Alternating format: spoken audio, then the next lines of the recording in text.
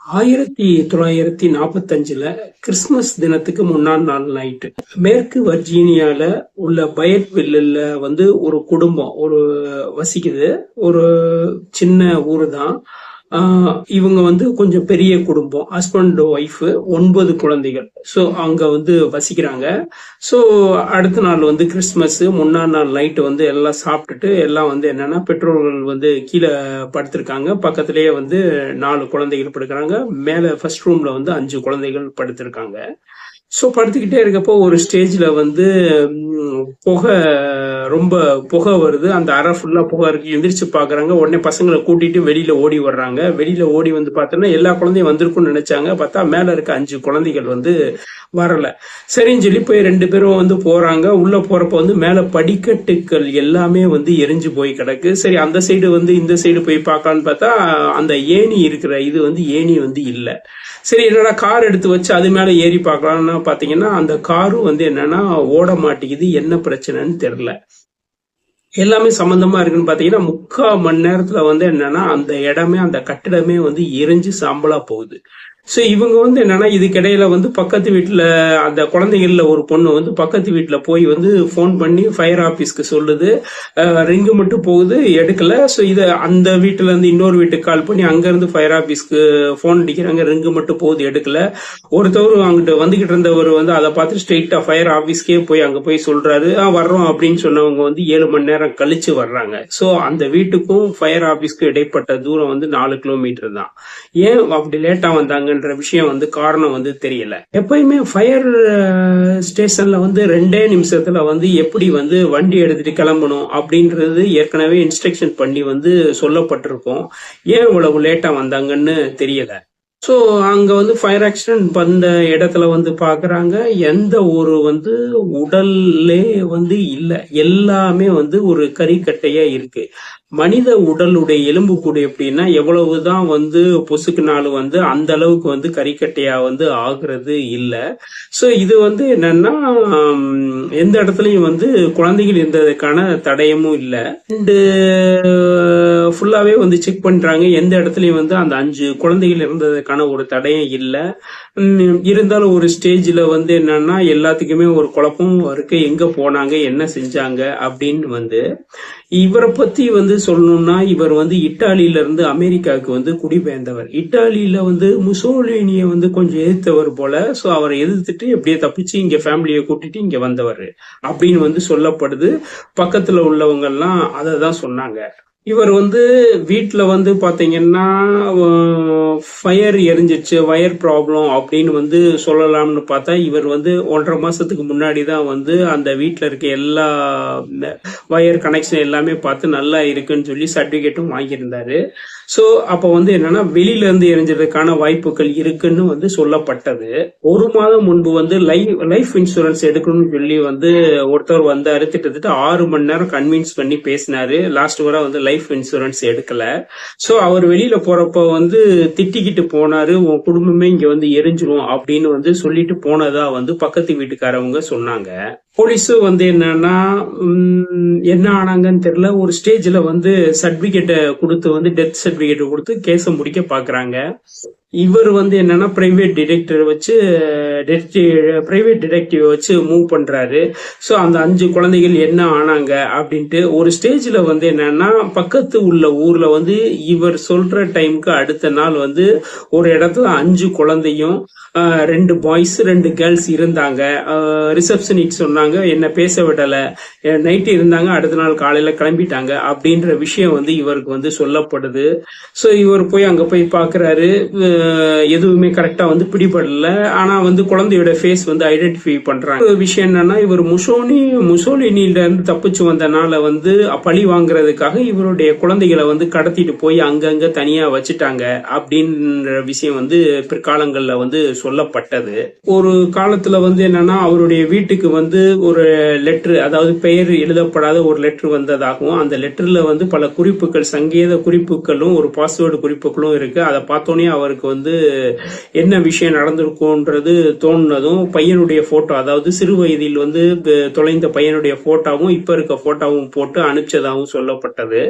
பின்பு வந்து பாத்தீங்கன்னா அவருடைய ஒரு பெண் வந்து என்னன்னா அதாவது காணாமல் போன பெண், அதாவது இறந்து போன பெண் என சொல்லப்படுற காணாமல் போன பெண் வந்து ஒரு அனாதை விடுதியில ஒரு இடத்துல வசிக்கிறா அப்படின்னு சொல்லி ஒரு அட்ரஸ் கொடுக்கப்பட்டது. அந்த இடத்துக்கு வந்து இவர் வந்து பிரைவேட் டிடெக்டிவ் அனுப்புறாரு. ஆனா அந்த போன பிரைவேட் டிடெக்டிவ் அடுத்து வந்து வரவே இல்லை. என்ன ஆனார் ஏது ஆனார் எதுவுமே தெரில அப்படின்னு சொல்லப்பட்டது. அடுத்து இவர் போய் பார்க்கறாரு, அங்க அப்படிப்பட்ட ஒரு இடமே இல்லை, அப்படி ஒரு இதே இல்லை அப்படின்னு வந்து பின்னாடி வந்து சொல்லப்பட்டது. இந்த இடத்துல வந்து என்னன்னா கீழே வந்து பாத்தீங்கன்னா இறந்த குழந்தைகளுக்காக வந்து கல்லறையை எழுப்பியிருந்தாரு. ஒரு ஸ்டேஜ்ல வந்து என்னன்னா அங்க வந்து என்னன்னா ஒரு விஷயம் வந்து கிடைக்குது, ஒரு எலும்பு துண்டு கிடைக்குது. அந்த எலும்பு துண்டு வந்து ஒரு லேபுக்கு அனுப்புறாங்க. அந்த லேபுக்குன்னு பார்த்தோன்னா இது 16ல இருந்து 17 வயசுள்ள ஒருத்தனுடைய எலும்புக்கூடு அப்படின்னு, அதாவது பெண்ணுடைய எலும்புக்கூடுன்னு சொல்லப்படுது. ஆனா வந்து காணாமல் போன 5 பேர்ல யாருமே வந்து அந்த ஏஜ் இல்ல. ஃபர்ஸ்ட் பையனுக்கே வந்து 14 வயசு தான் ஆகுது. அவனுடைய எலும்பு கூட இல்ல அப்படின்னு வந்து உறுதியா வந்து சொல்லப்பட்டது.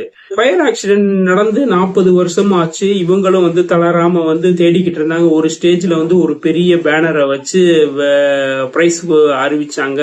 அது வந்து என்னன்னா அந்த நாடெங்கும் வந்து அந்த இது வந்து பெரிய அளவு, இந்த கேஸ் வந்து ஏற்கனவே பிரபலமா இருந்துச்சு, இந்த கேஸ் மேலும் பிரபலமாச்சு. கோர்ட்டும் எவ்வளவோ வந்து போராடி ஒரு ஸ்டேஜ்ல வந்து கோர்ட் வந்து என்னன்னா அவங்க இறந்துட்டாங்க அப்படின்னு வந்து சொல்லுச்சு. பிற்காலத்துல அவங்க அப்பாவை பத்தி சொல்றப்ப வந்து அவர் வந்து ஒரு இட்டாலியன் மாஃபியாவோட மோதிட்டு வந்து தப்பிச்சு வந்தவர். அதனால அவர் பழி வாங்குறதுக்காக அவருடைய குழந்தைகள் வந்து கடத்தப்பட்டு வெவ்வேறு இடங்கள்ல வளர்க்கப்படுறாங்க அப்படின்னு வந்து சொல்லப்பட்டது. ஆனா இந்த கேஸ்ல வந்து அவங்க பெற்றோர்கள் 2 பேருமே இறந்துட்டாங்க. அடுத்தடுத்த ஸ்டேஜ்ல வந்து இப்ப வந்து ஒரே ஒரு குழந்தைகள் மட்டும்தான், அதுவும் என்னன்னா வயசான ஒரே ஒரு ஆள் மட்டும்தான் உயிரோட இருக்காங்க என சொல்லப்பட்டது. அதாவது ஒருத்தவங்களுக்கு வந்து குழந்தையே பிறக்கலைன்னா வாழ்க்கை முழுதும் எவ்வளவு ஒரு கஷ்டமா இருக்கும்ன்ற விஷயம் வந்து நம்மளுக்கு புரியுது. குழந்தை பிறந்து இள வயதில் இறந்து போனா அது எவ்வளவு பெரிய கஷ்டம்ன்றது நம்மளால உணர முடியும். ஒரு குழந்தை வந்து பிறந்து வளர்ந்து வந்து நம்மகிட்ட இல்ல, உயிரோடு இருக்கா, காணாம போச்சா, சோ எப்படி அதனுடைய உணர்வுகளை வந்து மிகவும் வந்து ஒரு கஷ்டமான ஒரு உணர்வு தான். இது வந்து எப்படின்னா அந்த வாழ்ந்த அவங்களுடைய பெற்றோருக்கு வந்து எவ்வளவு ஒரு பாரமா இருக்கும். எப்பயுமே மைண்ட் வந்து சுத்திக்கிட்டே இருக்கும். மைண்டுக்குள்ள ஒரு இப்ப என்ன செய்யறாங்க, இப்போ ஒருத்தவங்க இல்லைன்னா ஒரு ஸ்டேஜ்ல வந்து அடுத்த விஷயத்தை நோக்கி மைண்ட் போக ஆரம்பிக்கும். ஆனா இருக்கிற ஒருத்தவங்க வந்து எங்க இருக்காங்க, என்ன செய்யறாங்க, எப்படி இருக்காங்க எதுவுமே தெரியாத ஒரு கேள்வியா இருந்தா அது வந்து வாழ்க்கை முழுவதும் ஒரு கொடூரமா வந்து இருக்கும். அப்படிப்பட்ட கேஸ் தான் இந்த கேஸ். பார்த்து போலீஸ்க்கு வந்து 911க்கு வந்து கால் வருது. ஸோ அந்த காலை வந்து போலீஸ் எடுக்கிறாங்க. எடுத்து வந்து பேசுறாங்க. மறுமுனையில சவுண்ட் அமைதியா இருக்கு, கட் ஆகுது. ஸோ திருப்பி கால் வருது, அமைதியா இருக்கு. இவங்க ஹலோ என்னன்னு கேக்குறாங்க, எதுவுமே ரெஸ்பான்சிபிள் இல்லை. ஸோ இப்படி ஒரு தொடர்ச்சியா வர்றப்ப என்னன்னா அவங்களுக்கு ஒரு டவுட் ஆகுது. இந்த மாதிரி கால்னா ஏதோ ஒரு ரிஸ்க் ஃபேக்டர் அப்படின்ட்டு இமிடியேட்டா அந்த இடத்துக்கு போறாங்க. அந்த இடம் பாத்தீங்கன்னா காட்டுக்குள்ள இருக்க ஒரு தனியா இருக்கிற ஒரு வீடு. அங்க இருந்துதான் போன் வந்திருக்குன்னு அந்த சிக்னலை வச்சு கண்டுபிடிக்கிறாங்க. கண்டுபிடிச்சு அந்த இடத்துக்கு போறாங்க. கதவு தட்டுறாங்க. கதவு வந்து உள்புறமா பூட்டிருக்கு. சுத்தி சுத்தி பாக்குறாங்க, எல்லா சைடுமே அடைச்சு இருக்கு. இமிடியேட்டா வந்து கதை உடைச்சு உள்ள போறாங்க. சோ உள்ள போய் பாத்தீங்கன்னா ஃபுல்லா வந்து அங்க ஆள் நடமாட்டமே இல்லாத வந்து அமைப்பா தான் இருக்கு. சிலந்தி வலைகள் எல்லாமே கொண்ட இடமா தான் இருக்கு. உள்ள வந்து அடுத்த ரூமுக்கு போறான். அங்க பார்த்தா ஒரு பெண் வந்து இறந்து கிடக்குறா. அவ கையில வந்து ஒரு பொம்மை இருக்கு. சுத்தி பாத்தீங்கன்னா வந்து எல்லாமே ஒரு ரொம்ப நாளா யூஸ் பண்ண முடியாத ஒரு இடமா இருக்கு. சிலந்தி வலைகள், அதாவது ஒரு என்ன சொல்றது, அதாவது பூச்சிகள், ஸோ அப்படி ரொம்ப நாளா யூஸ் பண்ணாம இருந்த வீடு மாதிரியே இருந்துச்சு. ஸோ அப்படியே அடுத்த ரூமுக்கு போறாங்க. எல்லாம் செப்போ ஒரே ஒரு ரூம் மட்டும் நல்லா ரொம்ப கிளீனா இருக்கு. அது அந்த அவங்களுடைய பையனுடைய ரூம். ஸோ அந்த ரெண்டுல பையனுடைய போட்டோ இருக்கு. அதாவது என்ன சொல்றதுன்னா அந்த மாந்திரிகம் இந்த மாதிரி சொல்லுவாங்கல்ல, இது சம்பந்தமா பாத்தீங்கன்னா சில எழுத்துக்கள் வந்து எழுதப்பட்டிருக்கு. ஸோ மகனுடைய நான் உன்னை மிஸ் பண்றேன் அப்படின்ற மாதிரி சில விஷயங்கள், நானும் உன் கூட வர்றேன் அப்படின்னு போட்டு இன்னைக்கு டேட்டு போட்டு ஒரு பேப்பர் இருக்கு. ஸோ அவங்களுக்கு வந்து ஷாக் ஆகுது. ஸோ இந்த இதை பத்தி எல்லாம் விசாரிக்கிறாங்க. பாத்தீங்கன்னா எந்த ஒரு குழுவுமே இல்லை. ஆனா வந்து உள்ள யாருமே வந்ததுக்கான அடையாளம் இல்லை. ஸோ இங்க இருந்து தான் வந்து என்னன்னா செல்போன் இங்கிருந்து தான் அந்த கால் போயிருக்கு. ஸோ அந்த டெலிஃபோன் இதுலயும் பாத்தீங்கன்னா எந்த விதமான அச்சு இல்லை. ஸோ என்னடா இதுன்னு சொல்லி அதை வந்து விசாரிக்க ஆரம்பிக்கிறாங்க. பியா டிராவிஸ் தம்பதிக்கு வந்து எய்டன் சொல்லி ஒரு பையன் பிறக்கிறான். இவங்க 2 பேரும் ஒரு ஸ்டேஜ்ல வந்து என்னன்னா ஒரு பெரிய வீடு வாங்கி காட்டுக்குள்ள வந்து தனியா வந்து இருக்கிறாங்க. ஸோ இப்படி இருக்கிறப்ப வந்து அவங்க வந்து நல்ல ஒரு மகிழ்ச்சியா தான் போய்கிட்டு இருக்கு. ஒரு ஸ்டேஜ்ல வந்து பையன் எப்பயும் போல நான் வெளியில போய் விளையாட போறேன்னு அம்மாட்ட கேட்கறான். ஸோ இவங்களும் சரின்னு சொல்லிடுறாங்க. ஸோ போயிட்டு சீக்கிரம் வந்துடு அப்படின்னா இவன் போறான். போய் நீண்ட மணி நேரம் ஆகியும் வரல. சரி எங்கேயா சுத்திக்கிட்டு போன்னு சொல்லி பெற்றோர்கள் 2 பேருமே போறாங்க. போய் வந்து பாக்குறப்ப என்னன்னா பக்கத்துல இருக்க ஒரு குளத்துல வந்து பையன் வந்து விழுந்து இறந்து கிடக்குறான். அலறி அடிச்சுட்டு எப்படியே தூக்கி எடுக்கிறாங்க. ஸோ இது வந்து என்னன்னா அவங்களுக்கு வந்து ஒரு பெரிய மன உளைச்சலா இருக்கு. நம்ம இருந்தும் காப்பாற்ற முடியலையே அப்படின்னு ஒரு ஃபீலிங்க வருது. ஸோ அவங்க வந்து என்னன்னா உள்ள அந்த வெளியில இருந்து வர்ற சொந்தக்காரவங்களை வந்து வீட்டுக்குள்ள விடல, கணவன்கிட்ட பேசல, ஒரே ரூம்ல அடைஞ்சிருக்காங்க. 1 வருஷம் பொறுமையா இருந்த கணவன் வந்து ஒரு விரக்திட்டு மனைவிட்ட இருந்து பிரிஞ்சு வந்து தன்னுடைய வேற வாழ்க்கையை தேடி போக ஆரம்பிக்கிறாரு.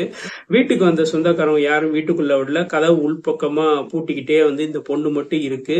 ஸோ டெலிவரி ஆர்டர் மட்டும் வர சமையல் ஜாமான் வர்றது மட்டும் வாங்கிட்டு உள்ள அவங்களே வசிக்கிறாங்க. ஒரு ஸ்டேஜ்ல வந்து எல்லாருமே வந்து மறக்கிற மாதிரி வந்து இந்த பொண்ணு இங்க இருக்கா அப்படின்றது தெரியாத மாதிரி அவங்கவுங்க வேலையை பார்த்துட்டு போய்கிட்டே இருக்காங்க. ஸோ இப்படி ஒரு சில குறிப்பிட்ட காலங்கள் நடந்த பின்பு தான் வந்து என்னன்னா போலீஸ்க்கு வந்து இந்த கால் போயிருக்கு. ஸோ இந்த கால் எப்படி போயிருக்கு ஸோ அப்படின்னு பாத்தீங்கன்னா ஒரு அமானுஷ விதமா வந்து போயிருக்குன்றதுதான் சொல்லப்படுது. உள்ள இருந்து யாரும் வந்ததுக்கு இல்லை, ஜன்னல் எல்லாம் சுத்தி அடைக்கப்பட்டு தான் இருந்துச்சு. எந்த விதமா அவங்க இறந்து வந்து ஒரு 4-5 மாசம் இருக்கு அப்படின்னு வந்து போஸ்ட்மார்ட்டம் அறிக்கை சொல்லப்படுது. இதை பத்தி பல யூகங்கள் எல்லாமே சொல்றாங்க. இதுக்கான விஷயங்கள் வந்து எதுவுமே வந்து கரெக்டா வந்து முடியல. போலீஸ் இன்வெஸ்டிகேஷன் எல்லாமே வந்து ஒரு கரெக்டான ஒரு திருப்தியற்ற இடத்துல வந்து தான் நின்றுச்சு.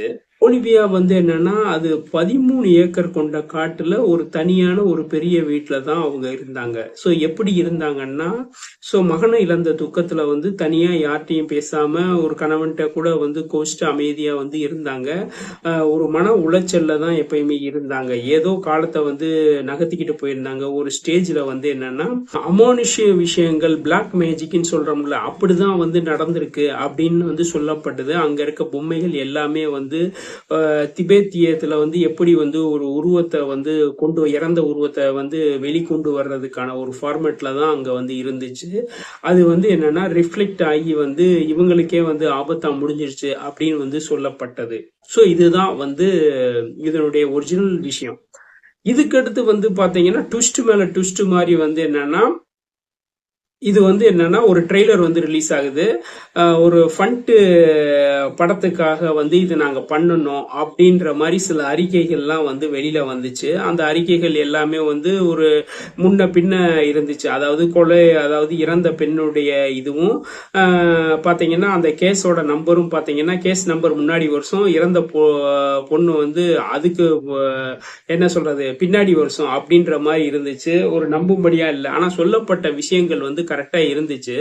ஆனா என்னன்னா அவங்க பின்னாடி ஒரு ட்ரெய்லர் ரிலீஸ் பண்ணப்ப இது வந்து நாங்க வந்து ஒரு ஃபண்டுக்காக தான் வந்து இப்படி நாங்க பண்ணோம் அப்படின்னு சொல்லி ஒரு ட்ரெய்லரை வந்து ரிலீஸ் பண்ணாங்க. லாஸ்ட் வந்து என்னன்னா அவங்கள வந்து நினைச்ச இது வந்து ஆரம்பிக்கல அப்படின்னு தான் சொல்லப்பட்டது. அந்த இது வந்து என்னன்னா ஒரு நல்ல ஸ்கிரிப்டை வச்சு ஒரு கரெக்டான ஒரு ஃபார்மேட் இல்லாதனால, ஆனா இது சொல்லப்பட்டது எல்லாமே ஒரு நல்ல ஒரு டெப்த் ஆழமான கான்செப்ட் தான் இருந்துச்சு. ஆனா வந்து என்னன்னா அவங்களுக்கான வந்து ஃபண்ட் வந்து சரியான நேரத்துல கிடைக்கல, அது அப்படியே நின்றுச்சு அப்படின்னு சொல்லப்பட்டது. ஸோ இதுதான் அதனுடைய மொத்த கரு.